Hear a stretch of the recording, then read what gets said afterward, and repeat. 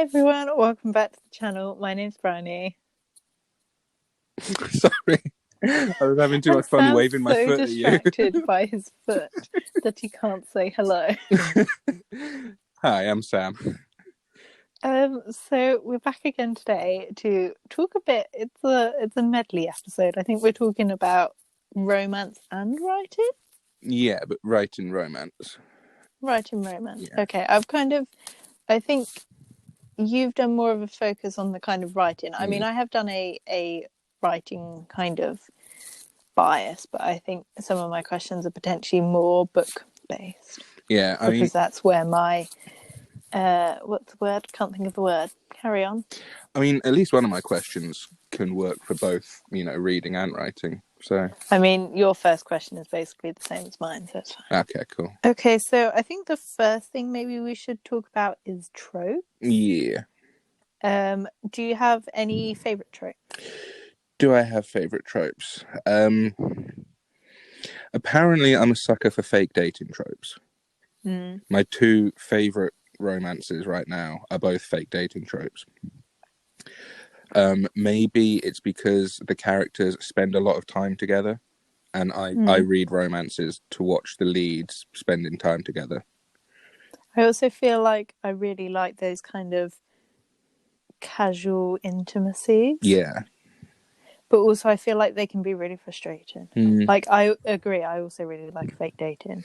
But sometimes when it's like a dual narrative and they're both thinking about how much they really like the other person, but the other person doesn't like them, I can get frustrated by that. Yeah. See, the one I finished recently that I'm absolutely adoring, despite my original beef with the ending, is Written in the Stars. And there is a bit of that in there, but it doesn't bug me. It doesn't irritate me. I think it depends how it's written. The particular one I'm thinking of, I just didn't like the book, so maybe that's my problem with it. I don't think I have a preference between friends to lovers and enemies to lovers, but I think if you were to ask me to choose one, I'd probably, in a contemporary, I'd choose friends to lovers, but in a fantasy or something, I'd probably choose enemies to lovers. That's interesting. Why? Unpack that. I think because in contemporary, enemies to lovers really frustrates me. Because in fantasy or something, you can be on opposite sides. Yeah. Like, you can be in war in families or something. Whereas in contemporary, you just hate each other and you're just kind of insulting each other. And when that's the case, I'm sometimes I feel like you can't come back from that when you've whittled the other person down so much. And I'm like, can you actually create a healthy relationship from this? Yeah, that's a good thought. Especially the word healthy. My mind's never really gone there. But I've not read a vast amount of enemies to lovers. In fact, there's only one I can think of. What's that? I Think I Love You. I feel like in fantasy, the kind of enemies to lovers is quite interesting because it's kind of, I very much like the almost I don't want to say forced proximity, but you know what I mean, where they're kind of because I'm reading from Blood and Ash, all I can think is them literally just stabbing each other all the time. Is that a euphemism? No, she literally stabs someone all the time, and when she's not, he's like, I feel a bit weird because you're not threatening to stab me. Yeah. And in, what was it called? A Song of Wraiths and Ruin, that's also enemies to lovers. And I think those kind of intense emotions make sense in a romantic sense. You can see how a relationship or how a romance could blossom from such intense feelings towards each other. Whereas when it's friends to lovers in a fantasy, I'm just sometimes you don't really need to fall in love now, do you? But I like a friends to lovers in real life and in contemporary, because I like that time for those feelings to grow. But I suppose you do have that in enemies to lovers as well, if that makes sense. Yeah, you like a good slow burn, don't you? And I do really like a slow burn. And friends to lovers gives lots of time for a nice slow burn. Yeah, depending on how it's done. I think if it's a friends to lovers, but if it's a childhood friends to lovers, I'm sometimes a bit not everyone fancies their childhood best friend. This is another reason why you should read Love is for Losers, because it's friends to lovers, and it is the slowest burn. They literally kiss on like 92%, I think. And then the main character spends 7% freaking out about it, and they only actually get together at 98%. So your maths doesn't work out, but I appreciate the thought. Yeah, no, I'm 101% of the book. Yes, I know. Yeah. It's Okay, that good, Bryony. It's very, very good. You get an extra 1%. Yeah. Do you want to go for your question? Okay. Basically, what's the difference between a trope and a cliche? Because I feel like the words get used interchangeably by lots of people. The difference, I feel like it depends how long it's been done, but then that makes them the same. I mean, to me, it's how it's done. Mostly the way the words are used. Trope tends to be like the central tentpole thing that the book is around, like, you know, enemies to lovers, forced proximity, etc., etc. Whereas you're far more likely to say that a character or a scene is cliched, aren't you? I think you could say a relationship was cliche, like, oh god, it's those two together again. But you wouldn't necessarily, I don't know, I feel like some tropes can get cliche. Yeah. Like the love triangle was really cliche for a while. But I feel like if the love triangle came back now and was done well, I think that's an interesting trope. But I don't think I've read enough books where it's done well. Yeah, that's the big thing. So often it's just done terribly. Yeah, like I'd be interested to read a book, and we both read Legendborn, but I'd be interested to read a book where it's really not clear who they're going to end up with, who the author's bias is. So I'm going to ask my next question just because I think it kind of leads on. It's the final kind of bookish one. Cool. What things don't you like seeing in romances? We've kind of covered it. But are there any like specific things you don't like?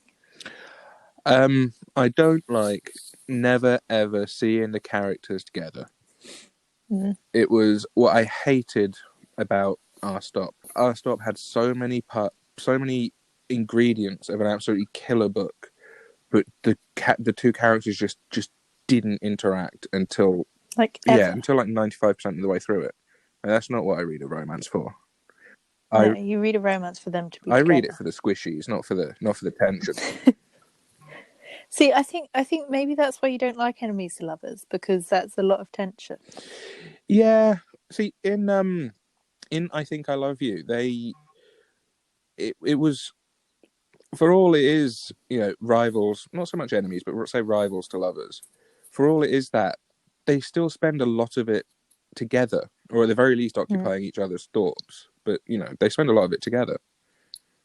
But yeah, maybe that's a big part of why I don't like it, because, yeah, there's no squishies. Yeah. The first, like, enemies to lovers I realised I liked was A Song of Wraiths and Ruin. And I think it was one specific scene, which I don't think is a trope, but I would like it to become a trope, and that's, like, dancing in romances.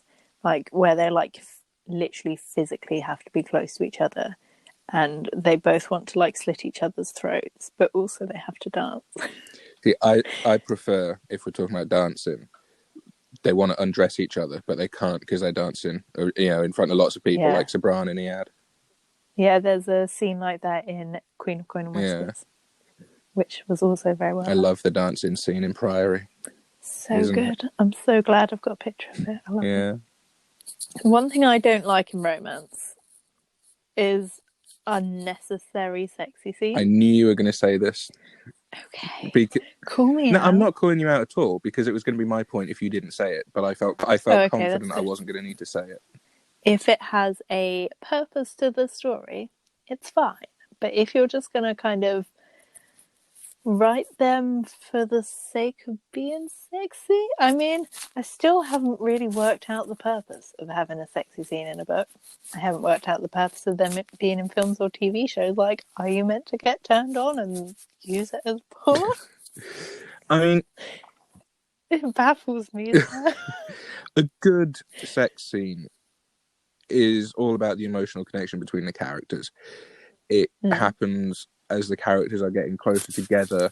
It can happen when characters are feeling especially vulnerable, or I was about to say vulnerability. or the exact opposite when they're feeling especially empowered or something. I've listened to audiobooks, both of them, which made things very awkward. I've listened to two romance books that have had two very sexy scenes in them recently. What was the second Written one? in the Stars. If you ever pick it up, I will warn you. I think chapter 12 and 15. It was 12 and Take a Hint. It was, yeah. But yeah, and to be honest, I didn't mind them at all in those because they fit in the story. For all, I guess you could have taken them out and the story would still have felt complete, but they weren't just there for the sake of, let's find however many ways I can think of to say the word cock without saying cock. Yeah. Throbbing lovesick. The ones I've read recently do use... Stop it. Aren't like really Truncheon. euphemistic. They're quite stop it. Euphemistic in their description. Yeah.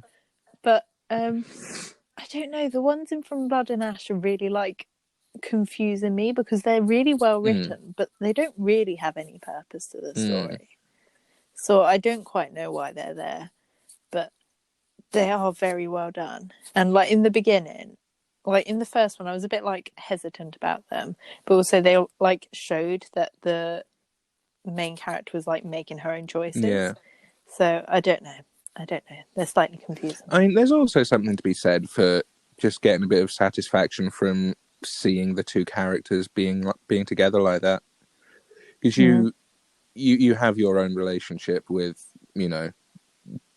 watching sex, don't you? Which makes you view it a different way to, I don't want to say most people, but certainly some people. A percentage of the population. But what are you meant to say? Well, I mean, it depends who you're watching it with. If you're watching it with your parents, you're supposed to look at your phone and pretend nothing's happening. That's what it's for. It's for a break for you to text your friends. No. Are you aware that you're going red? You almost match your towel. Just stay behind here for a little bit. I love you. Shall we move on? Yeah, please. Right, okay. So, my question. It's a crafty one. Where do you start when you write a romance? With characters, with plot, with trope? What's your first stop? See, I thought it was really bizarre when I started writing romances last year. Like, I never enjoyed reading them. And so to suddenly decide that I wanted to write one was such a weird sensation. I mean, it makes an awful lot of sense to me, because you're writing the one you wished you could read. Yeah, I mean, now looking back, I can see that. But, like, the first time I did it, I was like, I like reading fantasy. Why am I writing a romance? Fantasy is where I spend all my time. Like, why am I, like, going into this, like, genre I don't know anything about? It was a very weird experience. But was the question plot? Was it where do you start? Where do you start? What is the foundation in your process? I think it's always with an event. I think I always have an event that kind of spirals. Like the first one, when I was writing The Bench, it was kind of these people that were meeting on this bench, like these strangers. When I was writing Tying the Knot, it was a fake marriage, and I was like, how could I kind of make a whole story out of that? I was just like, it'd be really fun to like write a fake dating, but I wonder what else could happen with it. The one, My Unobservant Bisexual, which really needs a title, was a bisexual at Christmas. I just wanted to write a happy queer Christmas story, and after realising my obsession with dancing and enemies to lovers, I'd quite like to do a Christmassy dancing one. So I think I usually have an event or a plot or something. And then other things fall into place after that. I'm not very good at coming up with character names. They usually just have letters at the start. What about you? Generally, I start with characters. I Mm. I have a character in my head that I really want to tell a story about, and then I kind of construct the story around them. That's often the way it works. With the one I'm working on at the minute, it kind of, the characters maybe weren't the very first thing. The very first thing was, I want to tell a love story about two guys. And then, I made the characters. Well, actually, no. The very first thing was, I want to tell a long distance love story about two guys. And then I came up with the characters and built their plots around the I actually characters. think the first thing you thought was, I want a long distance romance. And then you probably thought between two girls, and then you thought, I've done that already. I'll do two guys this time. I think I've finished Tying the Knot because it was a story very close to me. And I think I'd like to go back to the bench, but I think when I go back to the bench, I'm just going to rewrite it. That makes a lot of sense. Also, you're a different writer now to when you first started the bench. Yeah. I also feel like it's potentially two different stories. How extensively do you pre-plan? Are you a pantser or a planner? An architect or a gardener? I'm so much a pantser. Yeah. Although to be fair, I want to say with Tying the Knot, I had a plan, but I didn't. I just had almost a timeline. I think because I had this event to aim for. I had days leading up to it, I had the event, and then I kind of knew events that would happen afterwards, and I think that's the most I've ever planned. With, what are we calling it? My bisexual Christmas. I do have like a list of events, but it's like really not very detailed. Are you laughing at my title? No, I'm just smiling that we were giggling at each other so much. Okay, that's nice. But yeah, I think maybe I'm changing. Maybe I'm evolving, becoming a new Pokemon. Because yeah, I've never planned before, but now I do have a kind of list of events. Maybe that's my like dialogue heavy person coming out, being like, these are all the events I want to happen. That's why I sometimes, like, before I've written the scene, will go and write down the dialogue. But I think that's also because my attention span is really short and my memory is really bad. And if I don't write it down then, it will be gone, and I'll think that could have been marvellous, but I don't know what it was. I never write things down. I'm so bad at remembering. See, my kind of philosophy on it is, if I don't remember it, then it wasn't worth remembering.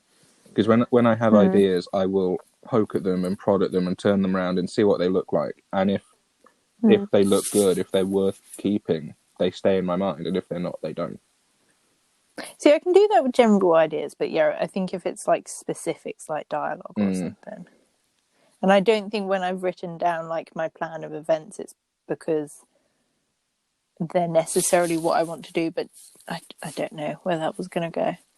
But I think it's been useful. I think with I still forgot the name, my bisexual Christmas, I think, not that I'm less certain of it, but it's flowed less easily. And so I think knowing where it's going to go has been more helpful. But with the last one, with Tying the Knot, like I said, I feel like I saw a thing that was saying in a fake dating, they need to be together by about quarter of the way through. And I had like a kind of approximate word count in my head.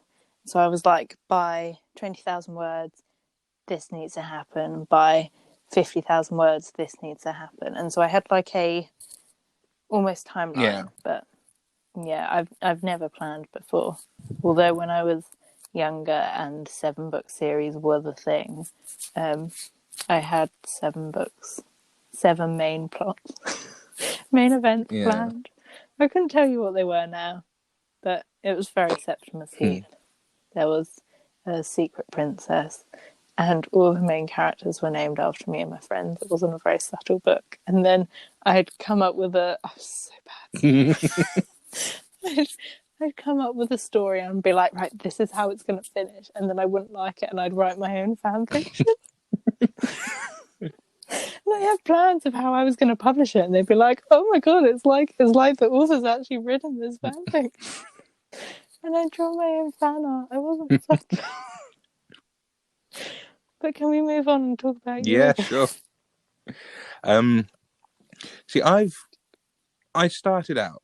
I don't know if I had this like romantic image of myself as a pantser or something, but I just would not plot, and I got fucking nowhere. 10,000 words in and I'd stop. 10,000 words in and I'd stop. So I tried. Maybe that's why I've started planning Maybe. vaguely, like to have a vague Yeah. goal in mind. Then I tried like planning out to the nth degree, and I just found I used it as procrastination. And also, once I found out everything about the book, I lost interest in writing it. What worked very, very well with The Cost of Recollection, which for all it's not a romance, it's very romance-centric, and it's the most recent book I've finished, so it's kind of in my head. And what I'm doing with Fix It in the Edit is I will have, like, in my head, a broad, I don't know, to sound like Boris, I'll have a roadmap of where I want, the major events, like I've got a scene where, when James and George visit George's dad for Christmas, they're going to spend the day looking after George's kid brother, and it's going to be ridiculous, and there's going to be lots of baby bodily fluid jokes, and only 7-year-old boys will think it's funny, but they won't be reading the book because it's YA, and it'll probably get cut in the edit, and it'll make me sad. But like, I've got that scene is going to happen. I don't know where, I don't know, where in the word count, but it's going to happen. But because of the way my days are structured, and I commute, an hour to work on the bus each day, I have, It's generous. I have 2 hours to sit on my hands, and I find I plan out in minute detail the very next thing that's going to happen. So the minute I can sit down and write, it just flows straight out. So like I've got my roadmap. I know roughly the events and what order they're going to be in. And before I come to write those events, I plan them out minutely, but never write down the plan. It's just in my head, and then I write the scenes, and rinse and repeat till the book's finished. It worked. It worked incredibly well with Recollection. I finished that 90,000 word book in like really 7 or 8 months, which for me is 7 or 8 months. Yeah, weeks. No, has to be something in between those two figures. I think you started it in June, because that's when you stole the name from me, because I remember that because I was writing my thing in June. Yeah. And then you were finished by September. Yeah. Because your aim was to finish it for your birthday. It wasn't quite your birthday, but it was I've been telling myself in my mind it took me 7 or 8 months, but no, you're right. It was much quicker than that. Yeah, it was like 3 months. Give yourself a pat on the back there.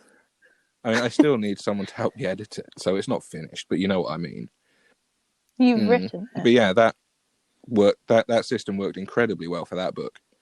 7 or 8 weeks, however many weeks it was, alongside, a job in a shop and trying to sleep and stuff.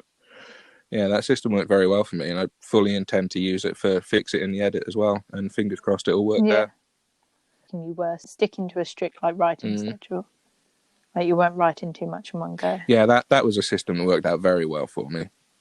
Having writing every day, but having a low and a low target and kind of a stretch goal thing. So I would write minimum 800 words every day, because that wouldn't take too long. That was a manageable target, and it was forward progress if it was all I got done. And I'd write no more than 1,200 a day. Geez, 12,000. I'd write no more than 1,200 a day. That was what Samantha Shannon was doing when she was trying to finish her. Samantha Shannon's a machine, though. I couldn't wish to write like her. I mean, I don't think she wished to write like her. Fair. If her Twitter feed is anything to go by, yeah. See, my writing kind of, what's the word? What are you using? Between X and B? X and B. Range. My writing, range, word count at the moment is a lot lower than it was before. Before it was, I don't know what it was before, but it was 10,000 a week, which I think worked out about like 1,500 a day or something. It was about 1,700. But this time it's been between 500 and 1,000. I think because I'm slower going with my other project. But I don't know. It's been really easy to hit it the last couple of days because I've been stealing the dialogue, and so it's just been adding the descriptions back in. But yeah, I find the writing every day has been a good thing, because even when I've not wanted to write a lot, make myself write 500, I quite often write more, and so it's meant I've always done a bit. Yeah, I think it's important to have certainly for me, it was very important to have that upper limit, because if I just kept writing till I had to stop, I'd burn out in a week. I also wouldn't have got anything else done. Too. But yeah, Recollection would have taken years to finish, like my first 2 books did, because I'd write till I was burnt out for 2 weeks, and then not touch it for 3 months, and then do the same. Yeah, having a stopping point and stopping there, even if you want to carry on, is a good idea, because then you keep that urge to write till the next session as well. I also feel like when you stop, you need to leave a leading line. Like when you're writing an essay, you need to be like, this is where I will carry on tomorrow, because otherwise sometimes I'd sit there for half an hour and be like, I don't know how I'm going to start this scene or something. It was almost a good thing when my 1,200 words had me stopping in the middle of a sentence, because I knew exactly how I was carrying on. See, I've been not quite so strict. Like if it's 1004, that'll be okay or something. So I'm going to do my final question, because we've been babbling for a while and I'm not looking forward to editing this. Especially because my video for Saturday is also 40 minutes long. So my question is, how do you ensure, I said specifically love interest, but I suppose characters aren't the same? Well, here's where I have to let you in on a bit of a secret. I mean, you already know. But I have so many not unfinished, but so many projects on my laptop, on my iPad, that I know are not for publication. And I've kept parts of those characters, and sometimes wholesale characters, and just moved them from project to project. The Heather character has been in so many different things I've written. Darcy has been in quite a few. The Aoife character, she's entirely unique. She's got bits of Heather in her, but she's also a lot of her own. And she is going to be left, I think, entirely as is, because, Recollection is finished. Recollection is good, and I'd love to have it published one day. So Aoife is not going bits of her are not going to be pillaged for other books. No. But yeah, so for all I've come up with an awful lot of characters, I haven't really. No. I feel like my love interests, because I have a limited idea experience of being in love. I have a very small kind of vision of what it's like, and so I just can't write different characters. Should we find you someone else to fall in love with, so you have more experience? No, I don't want that. Me either. No. I think that's maybe why I quite like a kind of a tropey romance, because then you can almost build the characters from the trope. Yeah. But I think that's the end of my questions. Do you have anything else you want to talk about? No. I'd say if we had time we could talk about the projects, but we don't, so hard luck. Oh, God. To be fair, I got the last one down today. Fingers crossed we'll get somewhere. I hope you leave all my dick euphemisms in, though. I was talking during it, so I have to. Yeah. Right, are you done? I'm done. So if you have sausage. Reached the end. Right, well, Sam's distracted. Thank you for getting this far. If you did, congratulations. Tell us about your favourite romances and your favourite tropes. And tell Sam to shut up. And we'll be back at some point talking about romances in another way. When Bryony learns to trust me again. Yeah. When she's recovered from the trauma of this podcast. Yeah. Yes. Right. Bye-bye.